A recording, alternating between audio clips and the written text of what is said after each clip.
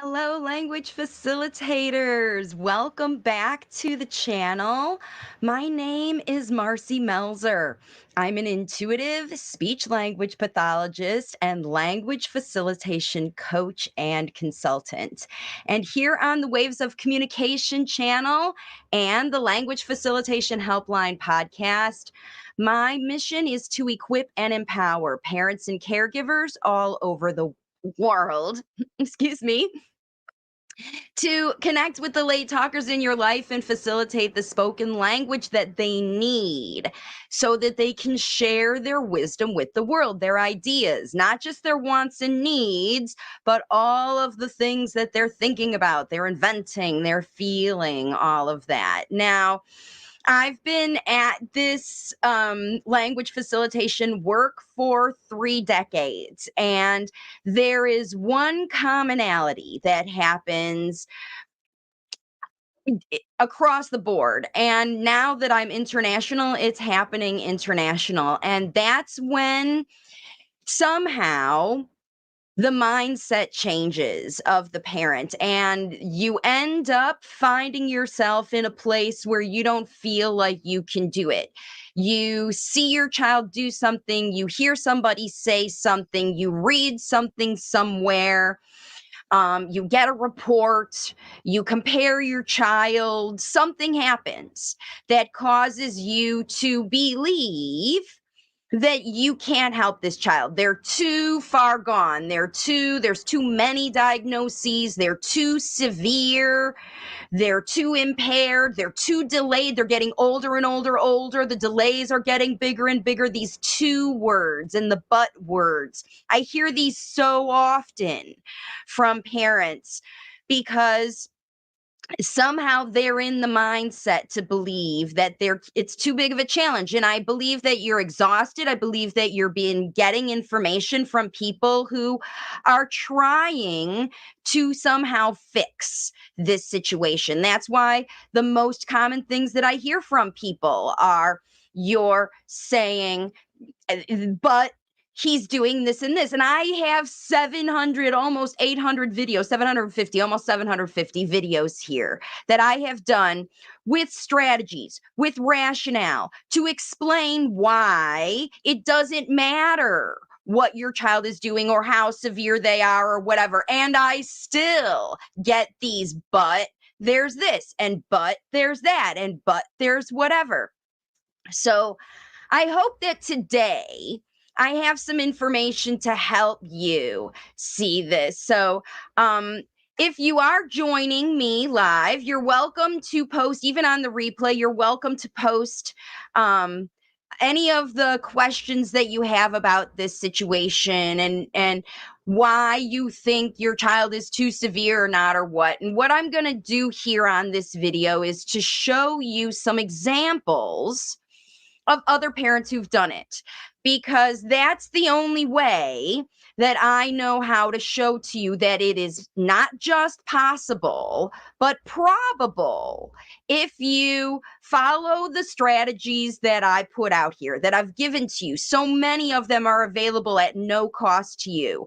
And if you want to learn how to get your plan set and get your program going and get these kinds of results, then these are the resources that I produce for you. But this video is all about just showing you why there is no too much, too delayed, too whatever, or there is no but or excuse or justification why you, the one who's watching this video, can't facilitate significant improvement in your child. Help them catch up? We don't know. I cannot say that about every child, but I know, and I can show you examples. That's all I can do. This is how I know that this works, is through the examples of what's going to change the reality of right now, I don't know what to do because my child is too impaired, too disordered, or too delayed. It's getting, the gap is too wide. The delay is too severe. Even if it is just virtual autism, the child's already 10 and still has no social skills. The child's already 7 or 8 or 4 or 5 and has no functional language. How can I possibly get that caught up? And I'm here to show you how, first of all, that mindset isn't going to get you going anywhere. So it's just like I have a wonderful testimonial from a woman named Jenna who lives in Alaska. I didn't pull it up to share it because it's on my website. You can see it there, where she, like so many parents, was told by professionals that their child has autism and isn't going to talk. And she's got 4 boys, and she was told that about all of her kids. So she just didn't talk to any of them. Why bother, right? That's the mindset. I have too many other things to think about. Where I'm going to put them in their future, these nonverbal kids, and what I'm going to do with them in their life, and how I'm going to cope with the fact of having 4 nonverbal kids. She was all in her own self and her own worry about what she was going to do. She wasn't taking action to equip these kids with the verbal speech they need. And then when she realized that she could and she was capable because she watched my videos, she saw results. And she's not the only one. Let me show you. If you're looking for the justification for giving this a shot, whether you believe it or not, other parents were in the same boat. And I'm telling you, these parents didn't find me. They're just like you. They didn't find me until they tried everything else. They tried the therapy, the supplements, the stem cells, the all the different kinds of therapies. They moved, they transferred schools, they homeschooled, they schooled, they this school, they that school. They tried 5 different therapists and 8 RBTs and went through all these things, and they still are stuck today with a child who was behind in spoken language behavior and social skills. And so, what I did for all those people, all the people I'm going to show you about, is I did what I'm doing for you. I'm putting out the information and giving you the information you need to prove that you can do this regardless. Okay. So, let's just take a look. And that's what these are, is parent testimonials, because I want you to look what these parents have been able to do, and you're going to see them. I'm highlighting it in their testimonials. In yellow, they tell me what they have been able to do. And in green, you will see the results that they have been able to achieve. And this is after many, many other options failed. Okay, so here's Valerie. This was the first testimonial, everybody, that got me convinced that my online platform was going to help more people than I ever could as a speech therapist. This is a 4-year-old with autism who said nothing but old McDonald, old McDonald, old McDonald, old McDonald, and echolalia, and some random labels, and a lot of nonverbal communication and grabbing. And so this mom decided to work with me because she was at her wit's end. She couldn't find anything else, so she decided to work with me. I was the last resort. I know I am for a lot of you, because you realize you've given up. That's why you're watching this video. You think your child is too something for you to be able to help. And Valerie finally said, all right, no, if nobody else is going to help this child, then I'm going to have to try. And she did it. So she had her first session with me. She started implementing the language facilitation strategy. She started connecting with their child and stopped prompting, basically. Her 4.5-year-old late talker, it was like she's been waiting for me to figure out how to help her access words to communicate. That's what Valerie did. She helped her 4.5-year-old for the first time in her 4.5-year-old's life, help her access words to use to communicate. And now that she has, this little girl is seeing that talking is fun and useful, where before in her 4.5-year-old life, she never did. And so what happened when that mom did that is the first day this little girl used new words to make 3 separate requests. And she never used words to make requests, only grabbing or reaching or dragging or pointing or screaming. So this was the first time, and this was after 1 day, okay, in a 4.5-year-old. So if your child is 2 or 3 or 4 or 7 or 8, and they never have done it yet, perhaps these strategies could help you turn that around. Now, this little girl was so excited when, in yellow, I understood her immediately. How did this little girl know the mother understood her immediately? She talked about it. She didn't just assume and take action. She used her words when she was connected with this child and let her know through her speech that she understood her immediately and didn't say, what do you want? Do you want this? Do you want this? She didn't ask her questions. She just said what she thought, and she was right. So they didn't have to go through the frustrating process of her trying to figure out what she wanted, because she already guessed what she wanted, knew what she wanted, and she can't wait to hear what she says next. This was after 1 day. Now, fast forward 2 weeks with this child. She was using these strategies every day and going to the grocery store, which was usually a screaming, pointing, grabbing exercise in survival. Just get in, get out, get what we need. We're lucky if we got everything. Now, in green, this rock star kid used her words to make 13 separate food requests. How much language this child had inside, but wasn't able or confident or whatever, wasn't using for whatever reason, this mother motivated and facilitated to do it. Plus, behavior change. There was no shrieking, no me picking up various things, trying to figure out, do you want this? Do you want this? Do you want this? There was none of that. And they actually enjoyed their time at the store, right? So here's another testimonial. This is the same. After 2 weeks of daily facilitation, 4 to 6 times a day. So this is what this mother did. 2 weeks ago, words were a constant battle and almost never used. And that could be you today, watching this video today. Grabby hands, my guessing, was kind of working to get her needs met, but everyone in this house was getting more and more frustrated. Is that you? That's why you think it's too severe, too much, too this, too that, but, we're more frustrated because you're not doing the right things. You're grabbing hand and guessing. It was kind of working for getting her needs met, but it was frustrating. So Valerie realized she was doing the wrong things, and she changed what she was doing. And that's what I do. I show people what they need to change and set up the right change so they had immediate results. So this is the thing. You can also have immediate results, right?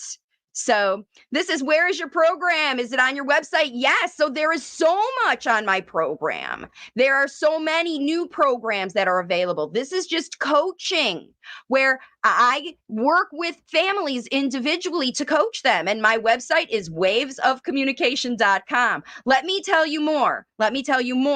Because it's not just the people who work with me who are able to see this change. Because I know there's people who don't have thousands of dollars to work with me in my ongoing coaching programs. So the people who are just watching my videos, investing in my low-cost workshops and coaching programs, are also seeing gains. And these are people with nonverbal kids beyond 3, 4, 5, 6 years old. Let me explain. Let me show you. Whoops. Back to the testimonials. Okay. The next one is here. And this is Donnie Mack, a gentleman off Facebook who has a 6-year-old nonverbal son. He found me a year ago, and it seemed like I knew her boy without ever meeting him, because he watches those videos. He sees when I describe the characteristics and symptoms. That's why we called that a virtual autism symptoms video. I know you're looking for all the bad things your kids are doing, but I am helping you look for all the good things they're doing and using the good things they are doing to help them develop the speech that they are missing. Stop prompting and chasing after these disorders, delays, and impairments that your kids have, and start facilitating what they need and what they can do. And then they will learn more. That's what Donnie did. He found me a year ago. It seemed like I knew her boy because I talked about his abilities, which this dad could see. she really made a lot of sense in areas where we weren't sure which way to go. And so I told him to go functional. If you never know where to go functional. And they've been avoiding prompted speech, have been focusing on pouring words in, getting content with knowing that he's hearing modeled speech. This dad changed his mindset. That's what he did in yellow. That's why his boy started talking. 2 days ago was his birthday.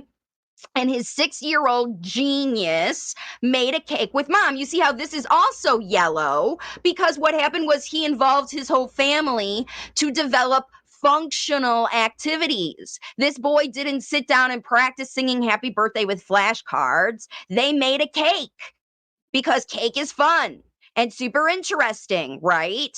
And so what happened then, in the next slide, you'll see that here's this dad who was this boy was so excited to show me. How does he know? He could tell he was excited because this dad was connected with this boy. He was intuitive. He was watching his behavior and understanding that there were messages behind it. His 6-year-old son. He was excited to the message, show me this cake that he worked so hard making with his mom that was super fun. And he wanted to share that experience with his dad, who was super connected. It was hard for him to leave it alone. He could see that. He could understand, and he didn't judge it or whatever. They just wanted to see what happens, to let this boy show his knowledge. And after dinner, he wanted to sneak to the cake and cut it, right? He was so excited. He couldn't wait to do it, but his mom busted him. So what also is happening, and you see the yellow here, is this family has boundaries. They have rules. They don't let this child run willy-nilly all over the house and let him do whatever he wants. They show him what's appropriate to do. We make birthday cakes for birthdays. We have to wait until after dinner to eat it. I know it was hard for this kid to wait. The dad knew it was hard to wait. And when he broke the rules, mom busted him for the rules and chased him out of the kitchen. That's a good thing, because this is what we do with typical developing kids. And to both of our shock, he walked over and said in a sentence, "Sorry, I cut the cake," right? So when you see that this is what these parents have done, this is natural parenting strategies. We set rules. We talk more. We give more. We have expectations. We hold kids to the rules and boundaries with consequences. And what do? They show up like functional, appropriate, socially acceptable behavior that you want to do. So these were nonverbal kids past the age of severe delay in the diagnosis, sensory issues, all of these other behaviors. Yet these parents were able to structure through their language facilitation the way that this child needs to help them develop the skills, the speech, the social, and the behavior skills they need to show up looking like a rock star or a genius, like these parents see their children. The world can see them like a rock star or a genius when they learn how to use their social skills, their spoken language, and their behavior appropriately through the boundaries and strategies and all the things that all people learn how to develop appropriate behavior. But wait, there's more. Now, not only that, on top of these testimonials I'm going to share with you at the end, I've got Q&A. So I've got questions from parents who've given me buts and thises and that's, and I'm going to address those questions right here on this video. So stay tuned. Here's more. Whoops. The next testimonial I have for you here. Here's what Donnie says. "I can't tell you how huge that was." So think about how huge it feels, everybody. I know how huge it is. That one little sentence conveying his own thought will be etched in this dad's heart forever. And it was just the beginning. This is not a new testimonial. This has happened a while ago. So this doesn't matter. It doesn't matter. This is happening everywhere around the world. From a dad of a child with a support system I can count on my thumbs, which means him and his wife, right? That's it. He uses these resources. Now, these parent testimonials are available for you to see. There are tons of them. I think there are 21 videos in this playlist. This is right here on my YouTube channel. You can see tons of them. And I want to highlight one for you because I could go on and on and on with these testimonials after 5 years. This is a really important testimonial for all of you parents who feel like you really can't do it. I just want you to watch the whole video. And it's Marianne and Luke's language facilitation journey. It's here. You can see it's a little picture of Luke is here on the front of it, how Luke changed from requesting and scripted speech to conversation in 6 months' time. This boy was 10 when they joined my program. And within 6 months, he had revolutionary change. And this boy has a global apraxia. He had trouble holding his pencil and spoon. He doesn't hold a pencil very well. He types to write even now. He had trouble riding a bicycle. And so there were a lot of real physiological things going on with this child.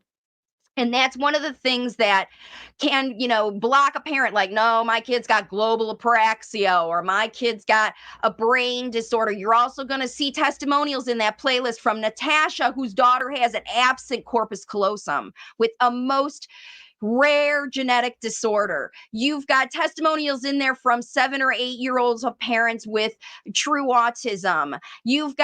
It doesn't matter what these diagnoses are, whether it's a virtual autism, late talker because of environmental situations, or the physical issues. This is neuroplasticity work that we're doing here. So that's why it doesn't matter how severe your child is. This base level neuroplasticity work is what helps these children develop when making them, forcing them, bribing them, medicating them, stemming them, zapping their brains. All those things are temporary. But these things are permanent and long-term, and scaffolding, all those things, because they're self-developed skills. Spoken language is a self-developed skill. You can never make your kid talk. You can make them say words, but you can't make them use language. You can't make your child behave appropriately, but you can coach them, model appropriate behavior, and reinforce the behavior that you want to see through natural intrinsic motivation. Like, it's nice when we're together and all behaving a nice way, and it's not so nice when you're acting a fool, right? Okay, so you don't need to bribe your child to behave calmly, collectively, connectedly, intuitively. You don't need to bribe those skills in the vast majority. It would have to be a very severely impaired. Even the girl with agenesis of the corpus callosum has the biggest heart, right? It's like your second brain. So there's no need, you see, to program. As the later it gets, the more severe it is, the whatever it seems, the twos, right? The buts, the twos, the thises, the that's. This is where I'm here to step in and show you that it's not just important that you do this because it's a good idea. It's important that you do this because nobody else is and nobody else can. Nobody else can teach these things. This is a mom and dad and primary caregiver's job, the one who spends time all day with this child. That's how I know how to help you. So check out this definitely testimonial with Marianne. Okay, so now we're going to move into some of the Q&A time. I just want to remind you that this is Q&A also. If you have questions about your late talker, if you think they're too this or too that, or you were told they would never do this or never do that, put your questions in the comments on this video and you can join the ones that I'm going to share with you right now, because let's get into it. You're going to hear about how some people who've been following me are commenting on my videos to share their experience. And I'm going to address those questions right now. Let's go. Okay, so Valentine, who's been following for a while, this is a comment on one of my shorts that talked about an experience I had in India with doctors. And it says, "Congratulations, what you do is amazing. I don't understand why so many doctors and professionals jump on diagnosing children instead of finding the root cause. I hate the fact that doctors or developmental pediatricians have the ability to diagnose or place a label on children when they have no clue what the child is." Now, remember, that happens because of access to services. If a parent goes in to the office asking for help or services, that's all those doctors have is a diagnosis book that is currently autism is the go-to because it's a spectrum disorder. You can put anybody in that garbage can, and the prescription pad that has checklists on it for speech, OT, behavior therapy, ABA, whatever. If the child has some physical things, physical, they're not going to suggest even all the things a child might need physiologically to evaluate their body. If you go in, remember, this is what I said. If you go in asking for these services, you will get these diagnoses. Now, the reason that so many doctors are just go ahead and doing this is because so many parents are coming to ask for help because they are, like you, believe their child is too impaired for them to help them themselves at home. And they need to go to the doctor to get a diagnosis, to get us something, to take their kid to somebody, and then they have to get it to go to the right person, so the insurance will pay for that other person to teach your child the skills that they're missing. Okay, and that system is overwhelmed and broken, and that's why it happens, because the only way to get in line to get in those services is to get that diagnosis. So we know that's why parents are going, and we know that's why it's happening. So unfortunately, I don't understand that's why it's happening. So what I'm trying to do is help you avoid this whole thing. You don't have to go to the doctor unless something's physiologically wrong with your child. Now, it seems this is what Valentine also says. It seems that if a child doesn't fall under the norm, they're automatically labeled. And that's again because parents are looking for the services, and parents are told that in order for the child to function, they have to have all this therapy, which is not normal. And again, that is because parents are asking for this. Doctors are just giving parents what they're asking for. And so when you're all done with that and you come here, that's why we have. And that's what happened with Valentine. She was done with all that. She didn't even want to go there. So she's watching my videos and workbook, and her son was in speech and OT, but they stopped. I think part of it might have been a move, but it doesn't matter why they stopped, but they did. And after they stopped those therapies and they watch my videos and using my workbook, hopefully they're using the strategies in the workbook, not just filling it out. If they're using the workbook, they're thinking about what they're doing. They're deciding every day to make an itinerary, and they're setting out a plan to talk in a different way and teach their kids more things. So certain behaviors have pretty much stopped, and it's crazy the difference when he's not being prompted.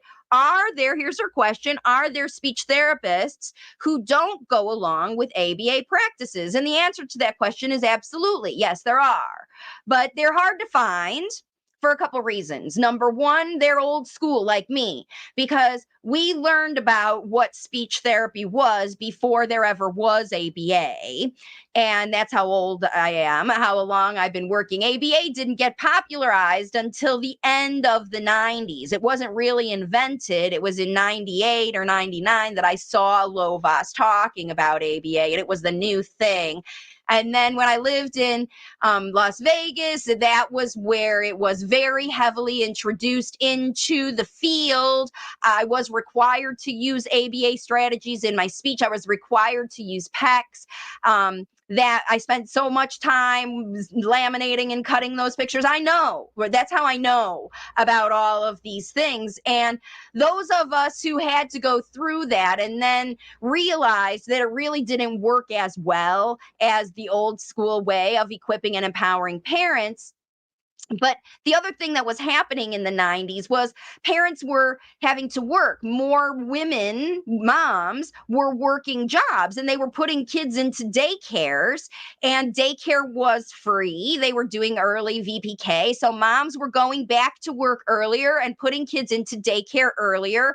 Or then the devices came along and parents were putting their kids on devices. And at first it was daycares that had 20 kids in a dark room running around while somebody sat, chatting or smoking out back or whatever in the old days. And now it's just that same people on their phone, not paying attention to the kids in big groups. And then, so that was part of why there were a lot of kids delayed. Okay. And these were kids that did not have autism or any kind of delay, but they also didn't have very good behaviors because they didn't have structure in these daycares, or if they were home on these phones, they didn't have structure. And so this is why all this stuff happens. So long story short, old school speech therapists who are around before these ABA things, they're the ones that know. Anybody who's been practicing more than 10 years will have a better idea of what happened before, because ABA didn't get into the schools like to actually teach the new speech therapist until about 10 years ago. That's when it started to replace play therapy and all of these other things. And that happened because the system changed. You see, 10 years ago, it was all monetarily driven. You couldn't get into speech therapy unless you had these diagnoses, because that's, again, why I was quitting. I finally, for the last 4 or 5 years of my career, I couldn't find a place anymore where that wasn't happening. That's why I left, to be able to do all this. I know that was a very long answer about why you think that this can't happen, but the reality is that's why I have seen thousands of children before there ever was ABA who never got into these diagnoses. They just were late talking kids with developmental delays for different reasons, and they worked naturally with play-based intervention, and they got caught up and they never made it. They never were in special education ever. And that's because now it's all about this early diagnosis and early this and early that and early intervention and intensive early intervention and early behavior intervention before we even really understand what's going on with the child. And it's setting them off on the wrong path. And that's why there's a problem. That's why there's a problem. So are there speech therapists? There are, but they're older, the older speech therapists, okay? Now, as a side comment, they walk their dog daily and constantly walk her son, explaining details across the street. And he grabbed her hand and said, "Cross the street." So she's got her little one talking. Here's another one. All right. So this is a different Q&A from Jessica, who is saying she just wants to thank for how much I wonderfully explain everything. Her little guy, Noah, just turned 3. Listen to this story. This is a classic virtual autism story that resulted in echolalia. And this mom is confused because she doesn't understand the difference between virtual autism, and her son definitely has echolalia. So let's talk about it. He was developing on track, crawling, walking, clapping hands, waving hello and goodbye. But when he turned 2, we got him an Amazon tablet to match his brothers. So he's got a 5-year-old brother, and he was so interested in that tablet. Of course he was. So they got him one of his own at 2 years old. And guess what happened? She expected to hear him putting together 2 or more words to begin communicating better with us at this age, because her 5-year-old did. He didn't have a tablet when he was a baby, and he was a chatterbox by this age. But this 2-year-old did not. Instead, I feel he became even more quiet, choosing to play alone and only asking for the tablet. His requests come as one word, typically tablet, with that obviously question mark in his intonation. Okay, let's keep reading. Now he's 3. Okay, so he's had that tablet for a year. And as a result of saying single words like that and manipulating his environment as he has been, because he's super smart, nothing's wrong. He just is stuck on the tablet and he really likes it and he's learning a lot. He's had an explosion of language, however, mainly with phrases that he's heard before. I wonder where he heard them. For example, if he's angry or upset, he may say, "No, Noah," because he's heard us say that before when he was doing something wrong. It probably was also really loud and got his attention and very exciting when they said no, so that he remembered that phrase and he knows that he means it. He knows that it means business. Mom says, I notice all of his phrases are situationally appropriate, like "No, Noah." And he also creates new phrases as well, such as "brown dog" when he sees a dog that is brown. So these are the labels that he has learned from watching that tablet. Okay, so let's see what's going on now. But, this should be the other color.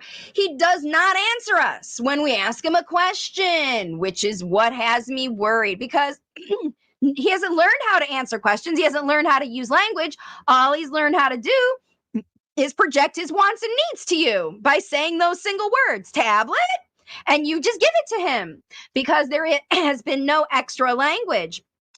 So, of course, it has you worried because he doesn't know how to answer questions because he hasn't had any facilitation. I'm unsure if we should take him for an evaluation for speech and or autism. He will be starting daycare the first time in August, as I will be going back to teaching first grade. Okay, so let me just, there's one more slide to go about this because then I want to talk about it. So I just want him to be successful in life. Of course, this is the whole purpose of my channel, is for you to help your children be successful in life. And this mom is a teacher, okay? So her 5-year-old was an early talker and is still a chatterbox who takes over every conversation. So there's something else that's going on in her life. She's a teacher. She's probably been teaching or prompting or asking questions that this child won't listen to. He hasn't been connecting with her. He's been connecting with the iPad, and the 5-year-old is taking over every conversation. So the younger kid doesn't have to talk. The 3-year-old just lets him do all the talking.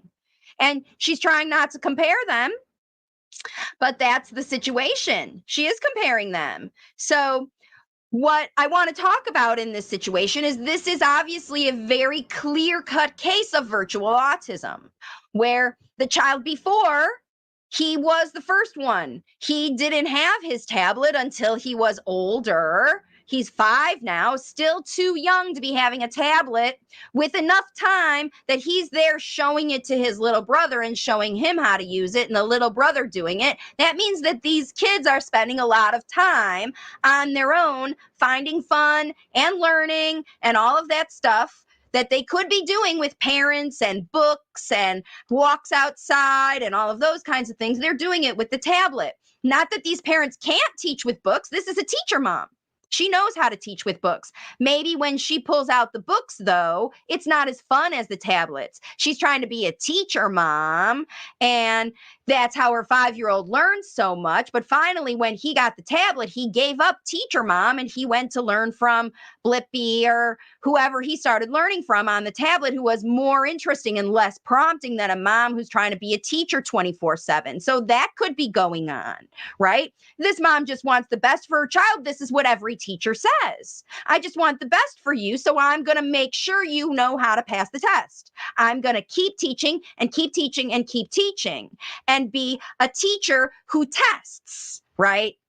Because otherwise, how will you know if what you're teaching isn't learning? So the first question is, I don't know if I should take him for an autism diagnosis. You shouldn't take him for an autism diagnosis until you are really sure that you suspect autism.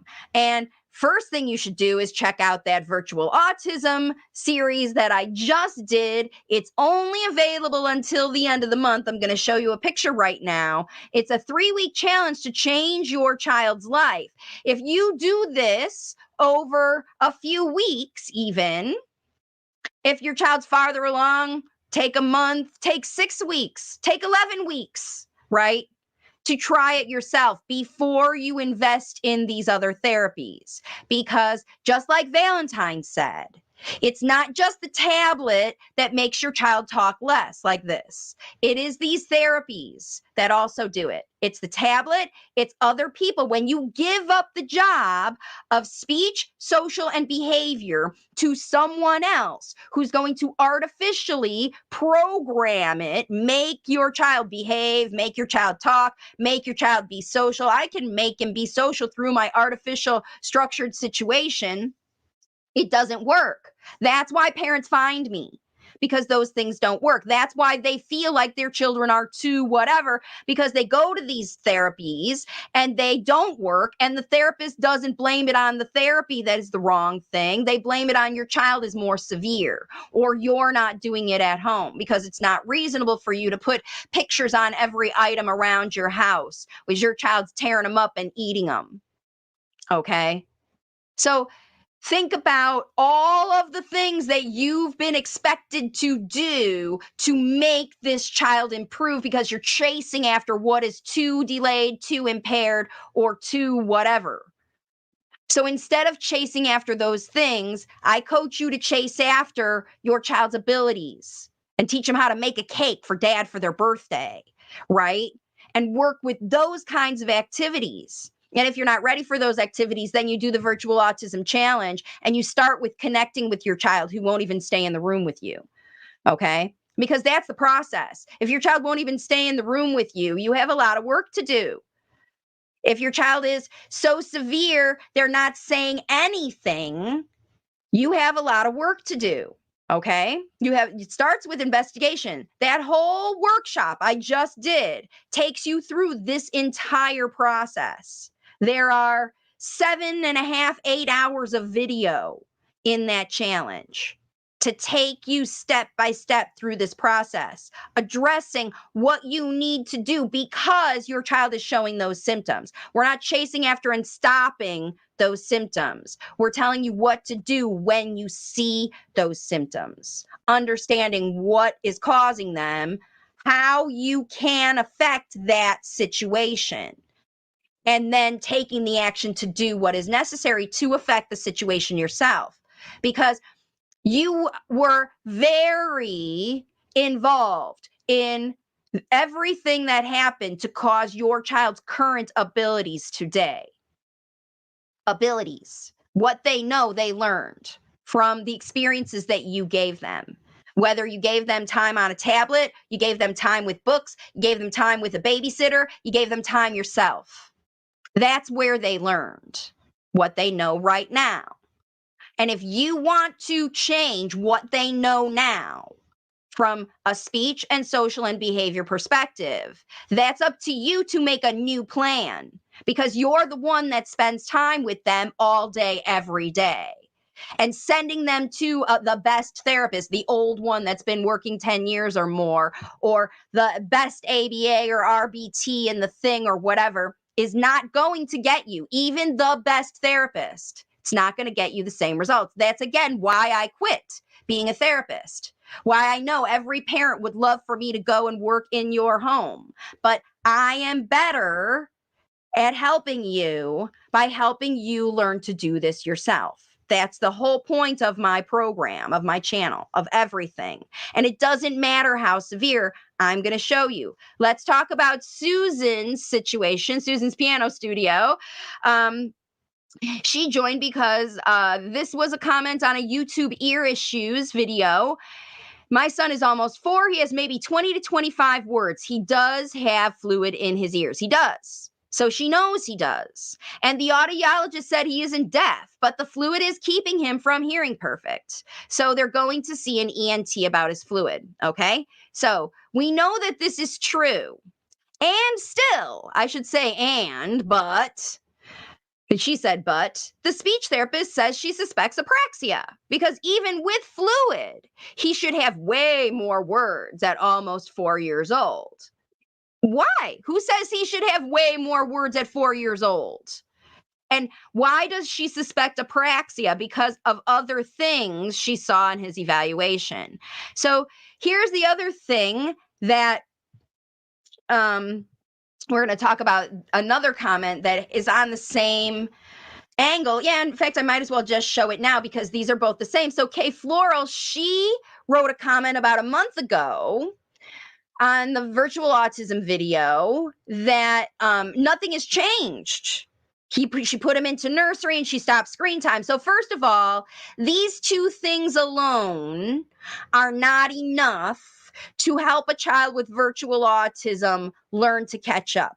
They're helpful, but they're not enough depending on how old they are. I don't remember how old this child is. These two things usually help a child catch up with virtual autism, but it depends. If you're watching this video and you're severe, it could be something else is going on, and that's exactly what's happened in this case. So once again, everybody's assuming at the daycare that this boy has tantrums, yet, however, since then, he's had 2 rounds of antibiotics due to ear infections, which totals 3 antibiotics in the space of 9 months. Now, she put him in daycare to help him get over his virtual autism, but what's happening at daycare is he's getting recurring ear infections. He's exposed to viruses, he's exposed to germs, he's exposed to infections, he's exposed to whatever. And some kids are super susceptible to ear infections. So she's, again, giving away the job of developing the social skills to the school and the speech to the school, but he's getting sick there. And as a result of him being sick and still going to school, his behavior is bad and he's throwing tantrums. He doesn't sleep well at night and he finds it hard to fall asleep. Concentration isn't great. He doesn't socialize with kids in nursery still. Eating has become poor and randomly cries. And he would rather imaginary play all by himself with every object because he's not interested in hearing. Whether he's hearing or not, he's not benefiting or even listening to people. These are not the symptoms of apraxia at all, okay? These are not the symptoms of apraxia. They're the symptoms of a child who has ear issues, okay? And she's confused. Do I need to book an ENT consultant or a pediatrician is enough? Okay, so first of all, I'm glad that you're taking back this responsibility and just sending him to the school and recurring antibiotics is going to help your child catch up because time is a wasting for this child. He already has virtual autism. He's had a period of time, probably a long period of time, where he's had no spoken language. Now you're sending him to school with fluid in his ears. You know he's got fluid in his ears. He can't hear well. School is noisy, chaotic. He's not able to listen to the teachers. He's not able to engage with the kids. So now he's playing alone at school. He's playing alone at home. And your child has no one empathizing for the physical symptoms that he's suffering. So the first thing you need to do is, yes, get with an ear, nose, and throat specialist to find out why are these infections recurring, okay? If it is due to school viruses, if it's just viruses or if it's infections or if there's something that's going on, that's a problem. Perhaps it's not just germs. Perhaps your child structurally needs to see a chiropractor or somebody to work on those things. Those are all in those ear, nose, and throat videos, okay? But if your speech therapist will not focus on these ear, nose, and throat issues as the root cause of your child's speech delay, you need another speech therapist because ear, nose, and throat issues, it doesn't matter if you hear a little bit less or not. When you hear a little bit less, then you're able to, you tune out. It's like when the TV is fuzzy or staticky or in another language and you don't understand it, even if it's on in the room, you don't pay attention. You'll watch the images, but you'll stop listening. It's exhausting. It's exhausting to listen when you can't hear. That's why people with hearing impairment get hearing aids. And just giving your child medicine to control that fluid is not enough, okay? Your child needs more help with a therapist that's going to give them stuff. If your child if this therapist suspects that your child has apraxia, that means they're going to use apraxia strategies, which are all about pulling out, ooh, ah, e, single sounds, blending, potato, that kind of business. And that will make your child who cannot hear so frustrated. because these things appear that the mouth isn't working and it's just not the right way to go. You need a new speech therapist. I'm sorry. I hate to call that out, but when you see those kinds of symptoms and whatever she said on that evaluation report that indicated apraxia, if your child was like the other one that I talked about earlier who has global apraxia, you would know that he has trouble holding his spoon or holding a pencil or riding a bike or climbing or reaching or turning doorknobs or things like that. But we didn't talk about those symptoms. We talked about symptoms that are clear, sleeping issues, eating issues that have to do with health, general health. Okay? So you need to work with this ear fluid first. You need to drop this speech therapist and drop this school and teach your child how to use some spoken language so that he can share what's really bothering him. Talk about these ear issues. That's where I would go with all of that. And what you're doing right now is not enough for your son. So you definitely do need help.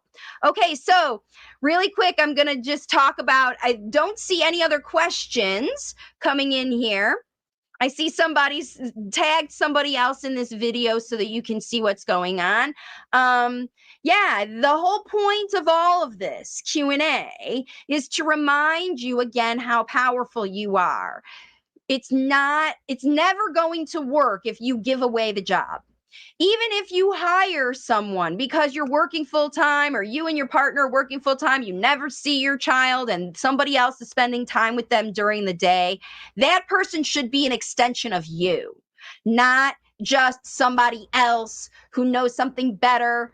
You might as well keep giving your child the tablet or the phone if you want that, because everybody on YouTube is an expert. Okay.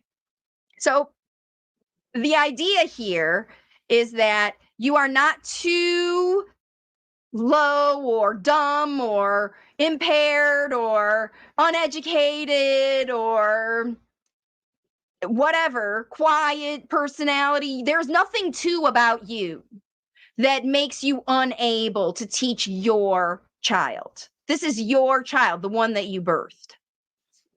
Regardless of how they show it, they love you. And you know they love you. You know they show it then when they love you. This is a method that works through that love, through this other brain, right?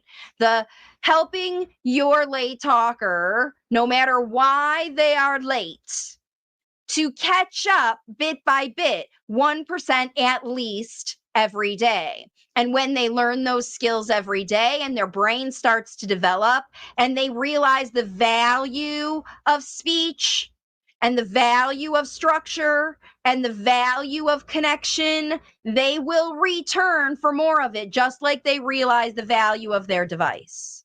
Okay? These children are smart and you are capable and powerful. So powerful, more powerful than any other person in this child's life. And I don't want you to feel like you should give up because someone told you that the evidence-based stuff doesn't work for your kid or it doesn't work for your kid. And you could be saying the same thing about what I say in my videos. That's all right. That just works for somebody else's kids, the mild ones, the virtual autism, the one that aren't real autism.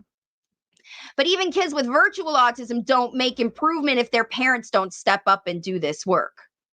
And when a child with true autism, true auditory processing disorder, true Down syndrome, true hearing impairment, true ADHD, when their parents take the time to connect with them, structure their life so that they understand what's going on and they're prepared and they're not anxious and they're regulated, and they teach them the spoken language they need for their life, these children don't look so impaired anymore. They look empowered. They're the ones you see on YouTube showing off their abilities because they're just like every other kid in the world. They want to grow up to be successful, independent, capable people. And they're tired of people who say, you're to this and I'm to that. So, oh, well, guess we give up now. and you're going to be impaired forever and delayed forever, and the gap's going to continue to get widened. I don't want you to give up, folks. There's no reason to give up. Now, is it happen overnight? No. Is it super easy? No. It's a big change that is required to see big change in children. Okay? And it has to be the right one. Think about how big that ABA change was for your child. It had impact. You might have some damage control to do. You might have to change some behaviors and earn trust again, because you've been doing like this teacher mom teachifying her parenting experience. Okay? And her kids don't like it. They prefer the tablet to their mom. If the child prefers their tablet to you, that's your problem, mama. That's your problem.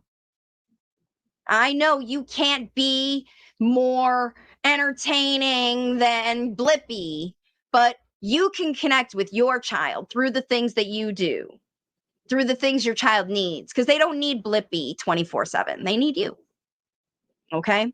So that's what I'm going to leave this video with today. Something for you to think about. Some nice testimonials for you to see how probable it is that you can facilitate change when you use the right strategies. And then when you do these things, I want you to join me back and share your testimonials with me. If you have done and your child is severe, share it in the comments of this video, live or on the replay, because there is no two for anything. This is your time now. You have everything you need right now. If you need help, that's when you can get a coach. But you are capable today to start today with the resources that I have. Now, you can see my resources on my website, wavesofcommunication.com, but the ones that parents are using most are my books. These are, all of the links for these are in the description of this video. And then my newsletter. So definitely sign up for my newsletter. It is totally free, and you get a 7-page get started guide to help you learn exactly how this whole thing works, how this whole process works. You can review it. There's strategies in here. There's links to videos in here. There's details about how to analyze your child right here in this free Get Started guide that goes with my newsletter. The link is in the description. Subscribe right now. New things are coming. New workshops are coming. And don't forget, everybody, this is the last week that the virtual autism symptoms challenge is going to be available to the general public. June 1st, it moves into my membership level here on YouTube. If you want access to 700 videos cultivated into libraries, just like that playlist full of the playlist that's full of testimonials, there's a playlist full of challenging things, a Get Started Here playlist, a conversation playlist, expansion playlist, a difficult behaviors playlist. All of those, there's tons of videos with strategies to help you get to be an expert in this, because you should be an expert. You're the parent. You should be the number one person who can motivate, facilitate the outcomes that your child wants. Okay? Now, for those of you still watching, I want to share something with you that is super exciting right here. I am going to be traveling again this June, next month. I'm going 2 places. I'm going to be going to Chicago, and June 5th is going to be my meetup day there in Elmhurst, Illinois. And both of these areas are near large cities, but sort of centrally located in places that have good parking. And National Harbor, Maryland. I don't know the exact location where it will be. And the reason that I don't know the exact location is because I need feedback from you. I cannot host these meetups willy-nilly. My audience isn't millions and millions of people. It's just those of you watching. And if you live in Chicago and you're available on June 5th, I want you to comment on this video now. I'm going to be doing another one to get it too, but I need to get some numbers. I need to know who is interested in doing this. I want to have dessert. I want to find out how many people are coming. If you are at all interested and you would join me for a meetup, and what these meetups are going to be is a little combo. So what you're going to be doing at this live meetup Q&A event, we're going to eat snacks. You can ask questions. You can share progress. You can meet other language facilitators, other parents who live in your area, other providers who are doing this stuff. You can schedule one-on-one consults with me, because at the meetups, you'll have a special offer to be able to schedule cheaper one-on-one consults like I do with my workshops. And I'll have books for you to sign, stickers, giveaways, things like that. I need to know right now if you are, and what you do in the comments is you write either Chicago or DC, where you are from, that you would be interested to join me in the meetup. And they're coming up. It's just in a couple of weeks. So, the 5th is very close. So I know I don't have much time for this, and they won't happen if I don't get people to sign up. But I am going to be in those cities. I wasn't going to go to Washington because I was going for a conference, and the conference got canceled, but I already have a room. I already have a flight, and I know that there are people in DC. So I hope that you can make it worth my trip to have a little meetup and schedule some consults so that we can connect and I can help those of you. It doesn't matter why your child is late talking. I can help you facilitate what's going on. Ethio says, you're amazing. Thank you so much. And once again, Allie says, where is all of this? The link's in the description of this. Waves of communication. I always do this to show people that it's waves like the ocean. And you can learn what you need. I really want more and more parents to start sending me these testimonial questions instead of these, but my kid is this, and but my kid is that, and but the therapist says he has this, and but the therapist says he has that. You don't need to listen to people who tell you things that make you doubt yourself as the number one main person that's going to teach your child. You might not be able to teach them trigonometry or how to be a lawyer or whatever when they get older, but this stuff, spoken language, appropriate behavior, and social skills, how to meet people, connect with the world, this is what parents can teach your kids.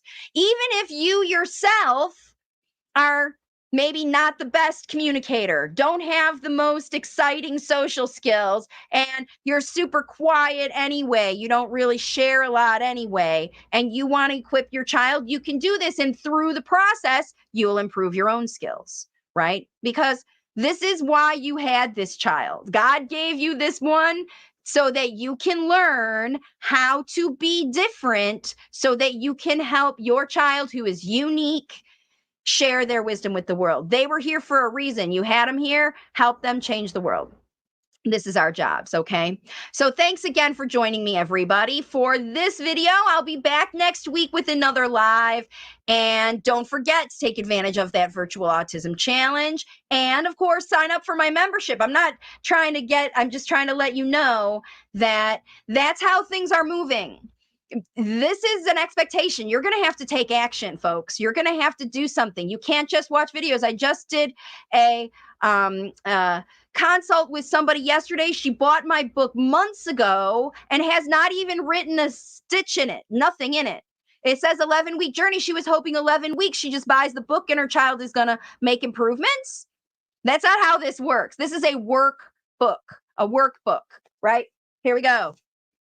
That's in 2 ways. You can see the 11-week journey behavior to speaking or the 11-week journey to speech. They're the same. They're the same. Okay. Now, also, I forgot to say something really quick before I go. I should do another video to remind you about all of these things, but I know that there's a few people still watching. So I just want to remind you, I forgot to remind you about my workshops. So I just did a online workshop. It was an amazing 4-hour workshop. And I am now going to be, it was so good. I edited it into a recording and it's up on my website right now for you to be able to get as a recorded workshop. You still get the downloads. You still get the offer even to connect with me for a 1-hour consult at the lowest price I offer. I only offer that to workshop people because you have to go to the workshop to learn the things from the workshop before you can schedule your consult, because I can't give you 4 hours of workshop information in one phone call. I need you to go and do some learning before these consultations so that we both benefit from the time. And so go to my website, wavesofcommunication.com. You're going to see everything and how to get that workshop. So thanks again for watching, everybody. Now I'm going to go, and I'll see you on next week's live Q&A. Bye for now.